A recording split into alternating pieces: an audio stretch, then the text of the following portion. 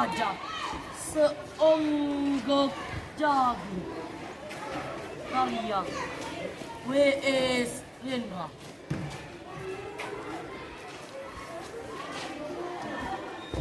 Seonggok jagung di kamar dan seorang pemuda yang kurang sekolahan memandang jagung itu. Sang pemuda memandang ladang. Ia melihat petani, ia melihat panen, dan suatu hari subuh para wanita dengan gendongan pergi ke pasar, dan ia juga melihat suatu pagi hari di dekat sumur gadis-gadis bercanda sambil menumbuk jagung menjadi maizena. Sedang di dalam dapur tungku menyala di dalam udara murni. Tercium kue jagung.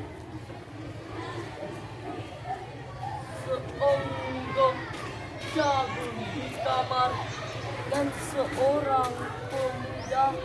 Ia siap menggarap jagung.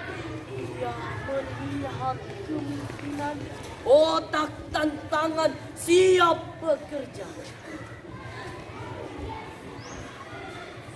Tetapi ini seonggok jagung di kamar dan seorang pemuda tamat SLA, tak ada uang, tak bisa menjadi mahasiswa. Hanya ada seonggok jagung di kamarnya.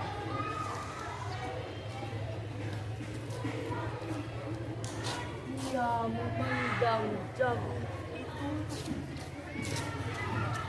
dan ia melihat dirinya terlunta-lunta.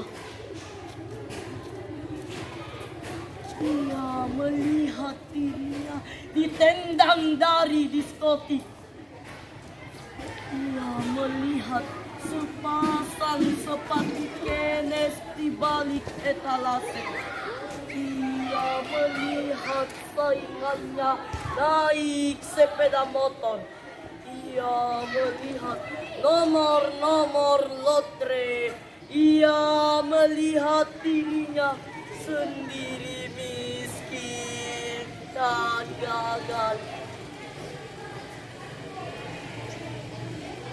Seonggok jagung di kamar tidak menyangkut pada akal, tidak akan menolongnya.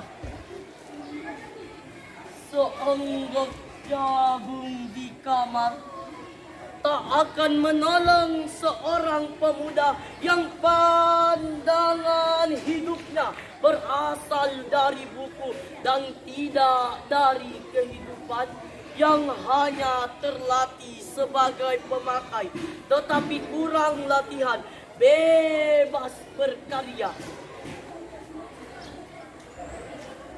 Pendidikan telah memisahkannya dari kehidupan.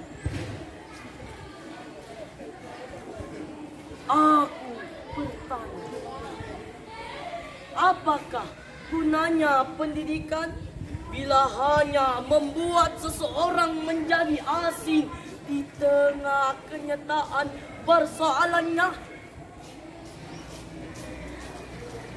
Apakah gunanya pendidikan bila hanya mendorong seseorang menjadi layang-layang di ibu kota, ikut pulang ke daerahnya? Apakah gunanya seseorang belajar filsafat, sastra, teknologi, ilmu kedokteran, atau apa saja. Bila pada akhirnya ketika ia pulang ke daerahnya, lalu berkata, di sini aku merasa asing dan sepi.